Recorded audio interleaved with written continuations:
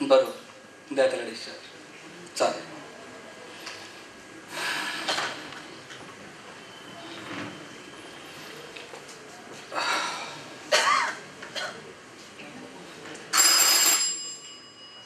Sister पाठवता का? पेशंटला पाठवा.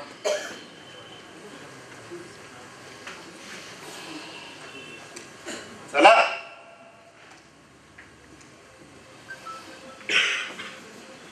राम राम डॉक्टर.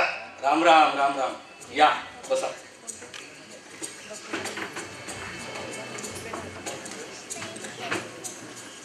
कुणाला तपासायचंय?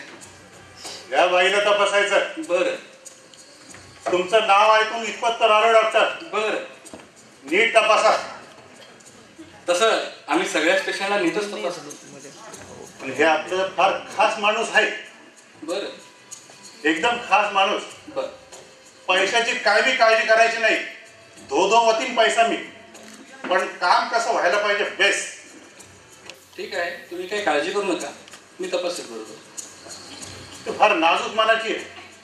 हाय काय करायचं नाही बिलकुल कामात. मी तपासू आता. जरा नादर. बोला बाई, काय नाव आपलं? तानाबाई. तानाबाई. बर. काय वय काय? 30. बर. बोला, काय त्रास काय होतोय? मला लगीला लई त्रास होते. बर. त्रास म्हणजे काय? त्रास म्हणजे लगीला जोर करावा लागतोय. आणि पोटात गोळा बी हाय. बर. कधीपासून आहे हा गोळा? त्याला झालं 1.5-2 वर्ष. पण ते पोटाचं काय बी गोळ्याचं काय बी त्रास नाही. ते लगीलाच लई त्रास आहे. बर बर. आपण तपासून घेऊया. तुम्ही जरा 5 मिनिटं बाहेर थांबता. तपासणं झालं की मग आपण चर्चा करूया.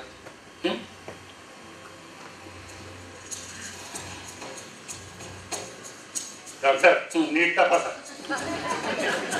मी बाहेर आहे. बाई, आपण तपासून घेऊया. या.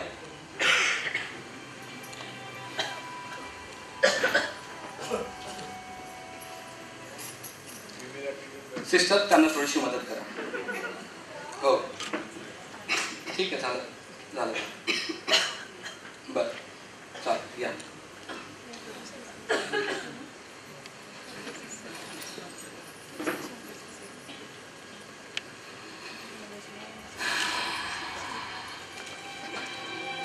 बाई, ओटी पोटात गोळाच आहे आणि तो गर्भपिशवीपासूनच आहे.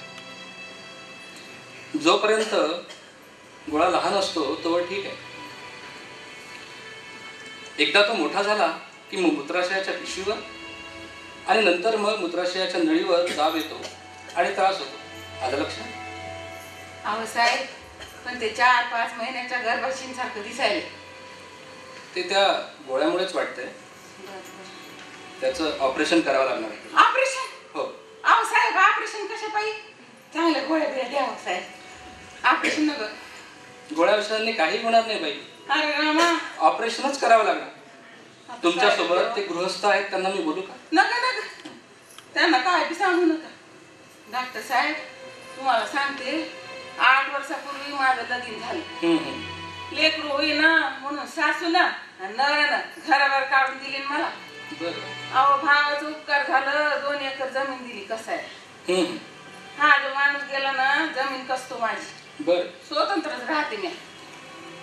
ते ठीक आहे बाई, पण हे असं ऑपरेशन आहे ना, हे जिल्ह्याच्या ठिकाणी करतात. अरे रामा. आणि तेही स्त्रीरोग तज्ञ करतात. तुम्ही तिथे जा आणि करून घ्या. अहो साहेब, आता माझ्या काय शहरात जायची हिंमत नाही साहेब. आणि माझ्याकडून लय पैशाची अपेक्षा बी धरणार साहेब. साहेब, काय जे करायचं ते हितच करायचं साहेब. इथे नाही होणार ते बाई ऑपरेशन. अरे साहेब, असं करू नका हो साहेब. साहेब, जरा दया दाखवा. हितच करा. काय करायचं? इथे नाही होणार बाई, मी बोललोय तुम्हाला. आता काय करावं रामा? अहो साहेब, तुमच्या पाया पडते. अहो साहेब. नाही, साहेब, असं नका करू बाई. ते ऑपरेशन जर आपण इथे केलं तर कदाचित संपूर्ण गर्भाशय काढावं लागायची वेळ. अहो मग काढा की हो साहेब. लेकरू तर होईच ना. पिशी ठेवून करायचं तरी काय? काढून टाका. जसं लागेल तसं करा तुम्ही साहेब. साहेब, पण हितच करा. काय करायचं ते. मला काही कुठं पाठवू नका हो साहेब. देव तुमचं कल्याण करेल हो साहेब. ठीक ठीक आहे, आपण करूया तिथं ऑपरेशन. तुम्ही बाहेर जा, सिस्टरना भेटा, ॲडमिट व्हा. ओके, लय उपकार झालं साहेब, हा. लय उपकार झालं. या.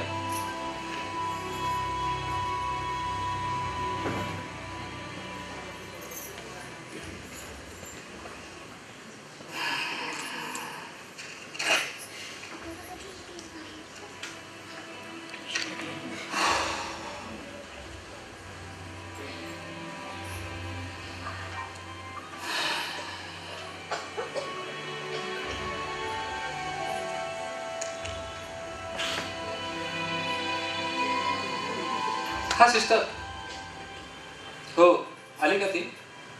हो, तिला ॲडमिट करून घ्या. हो हो, उद्या पोस्ट करूया. थांबलेत का काही पेशंट? संपलेत ना? चालेल, मी जरा जेवण करून येतो घरून. संध्याकाळी येतो राऊंडला. ओके.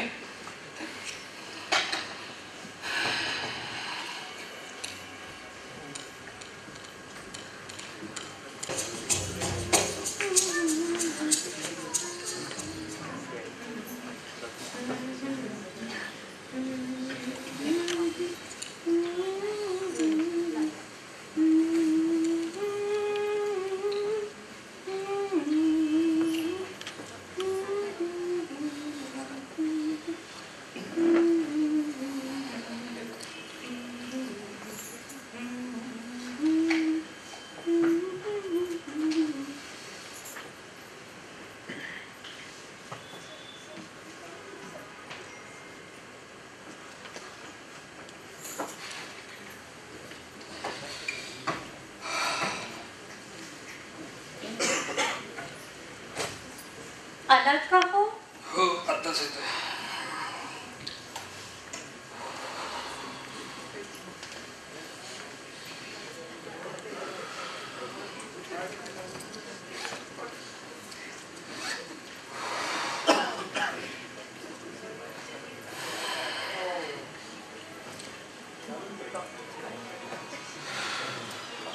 काय आज स्वारी फारच थकलेली दिसते. अगं, माणूस शारीरिक श्रमापेक्षा मानसिक थकव्याने जास्त थकलेला दिसतो. अगो बाई, असं काय झालं मानसिक दृष्ट्या थकायला? मी तर नाही ना त्रास देत एका बिझी डॉक्टरला? नाही गं, बस बरं तू इथे बस. तुझ्याशी बोलल्यावर तर थोडंसं रिलॅक्स वाटतं मला. पण खरं तर ना, उद्याच्या केसमुळे मी जरा मानसिकदृष्ट्या थकलोय. उद्या आपल्या दवाखान्यात एक विशेष ऑपरेशन होणार आहे. तुला सांगतो, सगळा प्रकार सुन्न करणार आहे. काय आहे हो? अगं, मूल होत नाही असा कलंक लावून घराबाहेर काढलेल्या दुर्दैवी स्त्रीचं ऑपरेशन आहे आपल्याकडे. बिचारी फक्त 30 वर्षाची आहे, पण गर्भाशयाच्या आलेल्या गाठीमुळे सगळं गर्भाशयच काढावं लागणार तिचं. अगं बाई, आणि अशी बरी परवानगी दिली तिने पूर्ण गर्भाशय काढायला? अगं, तीच म्हणाली मूल होत नाही, मग कशाला ठेवायचं आहे गर्भाशय? निदान मी तरी सुटेल. आधीच समाजाने वांझोटी असा कलंक लावलाय माझ्यावर. काढून टाका म्हटले ते गर्भाशय. एखाद्या तसं स्त्रीचं तिचंही म्हणणं बरोबरच आहे म्हणा. आणि प्रॅक्टिकली सुद्धा ते काढावंच लागणार. पण एखाद्या स्त्रीचं गर्भाशय काढणे म्हणजे शरीरातून आत्मा काढल्यासारखं आहे. हो, खूप मोठी बाब आहे ही. तुम्ही पूर्ण कल्पना तर देताय ना तिला पुढची? तशी पुढची सर्वच कल्पना मी तिला दिलीच आहे म्हणत. आणि ऑपरेशनच्या आधी तोंडी आणि लेखी अशी दोन्हीही संमतीपत्र आम्ही घेतोच. पण खरं तर ना, तिला फक्त फायब्रॉइड्सच आहे. पण कधी कधी कॅन्सरही असू शकतो.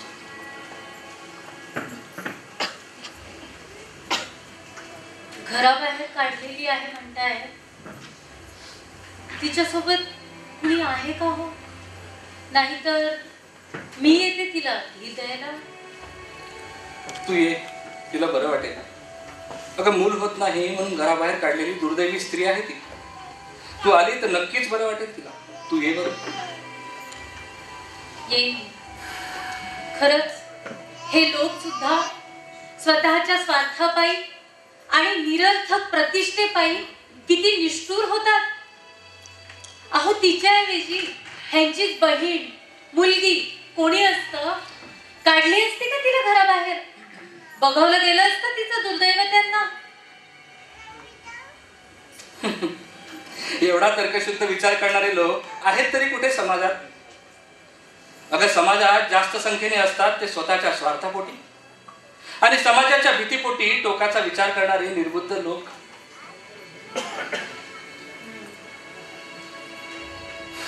जाऊ दे, तू तिला भेटच पड. तसं ऑपरेशनच्या आधी मीही तिच्याशी सविस्तर बोलणारच आहे म्हणा. तेव्हा बघूया. ठीक आहे, मी जरा जाऊन येतो. लवकर या हो. तू बस.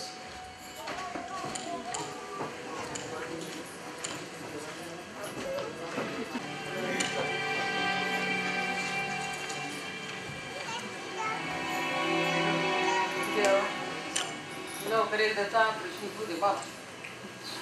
कुठं तरी मी याच्यात डॉक्टर तरी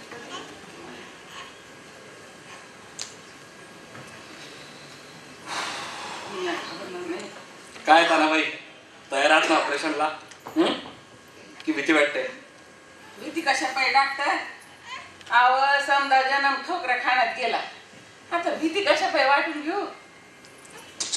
तुमच्या बरोबर कोणी दिसत नाही मला इथे. कोण येणार साहेब माझ्या संग? वहिनी पायी भाऊ येत नाही. त्याचा उपकार एवढंच 2 एकर जमीन दिली. बर.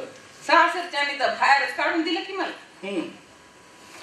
आणि ते गृहस्थ जे होते ते नग ते बी नग. आता या संकटाला माझी मी एकलीच तोंड देणार आहे. ठीक आहे तानाबाई, तुम्ही घाबरू नका. नाही ना, मी आहे तुमच्या बरोबर. आणि तशी माझी पत्नीही काल तुम्हाला येऊन भेटूनच गेली ना.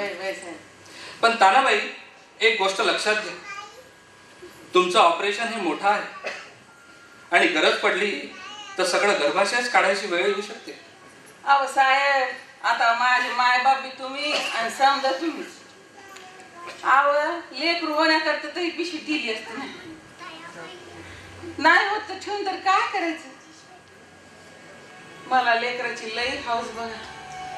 अहो गावात बामणीच्या मुलीचं ढवाळ जेवण झालं तेव्हा भोपाळ्यावर तिच्या जागी मी मलाच बघत होते.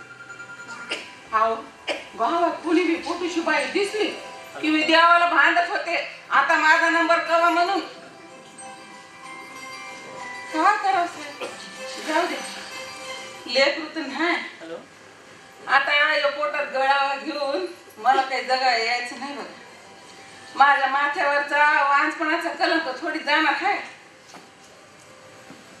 ठीक आहे तानाबाई, तशी आता भूलतज्ञ याची वेळ झालीच आहे म्हणा. ते आले का मग आपण ऑपरेशनला सुरुवात करूया. काय म्हणता? होय सर. तोपर्यंत तुम्ही साईड रूमला थांबा. ठीक आहे.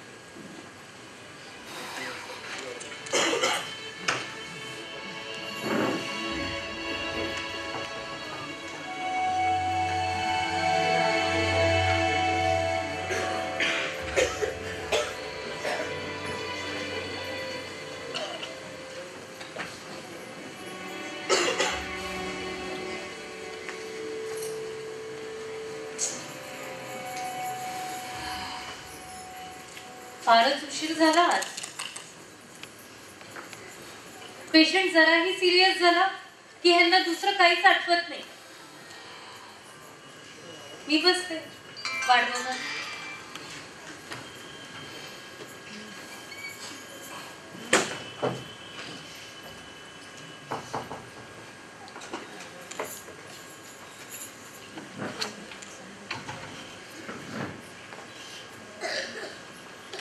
हा सिस्टर,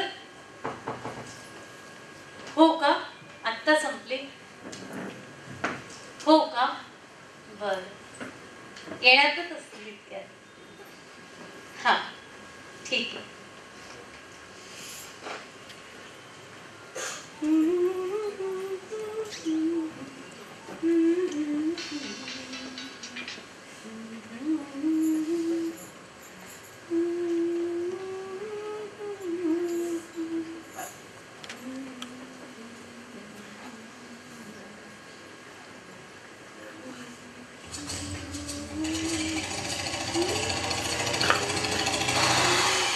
आला? हो आताच. वेळ झाला. कठीण आहे रे देवा आयुष्य. काय झालं हो बिझी डॉक्टर? झालं ते कालचं रहस्यमय ऑपरेशन. बरी आहे का हो तिची तब्येत? सकाळीच भेटून आले होते तिला. फारच गरीब वाटली हो स्वभावाने बिचारी. तुला सांगू का, देव अशा साध्याच लोकांच्या मागे का लागतो मला कधीच कळालं नाही. पण वरवर साध्या दिसणाऱ्या गोष्टी आतून एवढ्या रहस्यमय असतील अशी पुसटशी कल्पना मला पहिले आली नव्हती.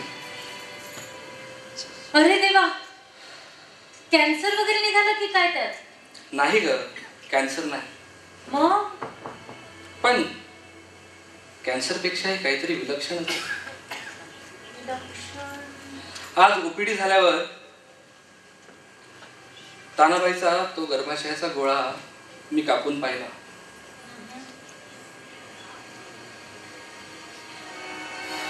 तसा पाहिला होता मी कॅन्सरसाठीच म्हणा, पण दिसलं ते विलक्षणच. अहो काय होतं त्यात? अगं तो गर्भाशयाचा गोळा मी कापून पाहिला ना, हा, त्या गर्भाशयाच्या आत 2 मोठे फायब्रॉइडचे गोळे होते. हा. तुला एक आश्चर्याची गोष्ट सांगू? अहो सांगा ना. त्या 2 गोळ्यांच्या मध्ये हा. एका बाजूला एक गर्भही होता. गर्भ? हो, गर्भ 5-6 महिन्याचा होता, पण 2 महिन्यासारखा दिसत होता. गर्भाशयाच्या त्या 2 गोळ्यांच्या मध्ये दबून कुपोषणाने त्याचा कधीच अंत झाला होता. अहो तुम्ही काय बोलताय हे? तुम्हाला ऑपरेशनच्या आधी ही बाब लक्षात नाही आली? ऑपरेशनच्या आधी मी सगळ्याच तपासण्या तशा व्यवस्थितच केल्या होत्या म्हणा, आणि एक्सरेतही गर्भ नाही दिसला बरं. पण त्या गर्भाशयाच्या 2 गोळ्यांचं पोषण इतकं व्यवस्थित झालं होतं एका पुढाऱ्यासारखं, की सामान्य जनतेसारखं त्या गर्भाला उरली ना जागा ना उरला रक्त पुरवठा. खरंच फारच वाईट वाटतं बिचारीबद्दल. काय हे निसर्गाचं देणं देखील एखाद्याला लाभतं ते किती विचित्र परिस्थिती. त्या खडकामधला अंकुर कधीच खुडून गेला होता. पण आता मात्र एक गोष्ट निश्चित आहे, काय? तानाबाईवरचा वांजपणाचा कलंक आता मात्र पुसला जाणार. अहो पण तिला तर नवऱ्याने सोडली होती. हो, मग हा गर्भ कोणाचा?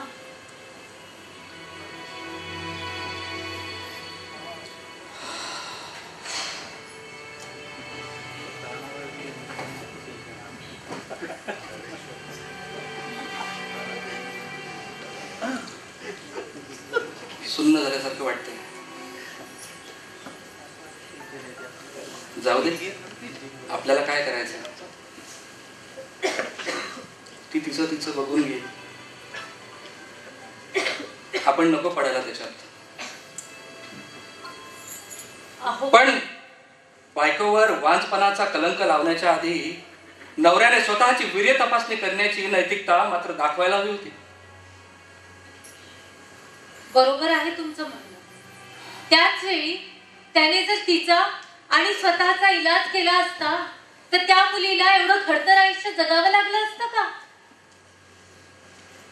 पण नवऱ्याने तर सोडली होती. मग हा गर्भ कोणाचा? शेवटी हा गर्भ अनैतिकच ना. तुला ते आशालता वाघगावकरांचं नाट्यगीत आठवतं का ग? कोणतं हो? ते नाही का, अर्थशून्य भासे मजला कलह जीवनाचा, धर्म न्याय नीती सारा खेळ कल्पनेचा.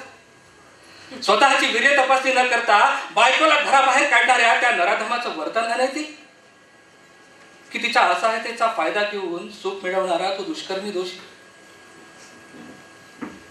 पण मी सांगू का, हा समाज तिच्या चारित्र्यावर शिंतोडे उडवे.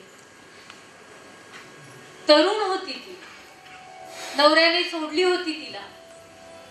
मान्य आहे तिचं पाऊल वाकडं पडलं, तिच्याकडून चूक झाली. पण हा सर्वस्वी तिचाच दोष आहे का? समाज नियमांना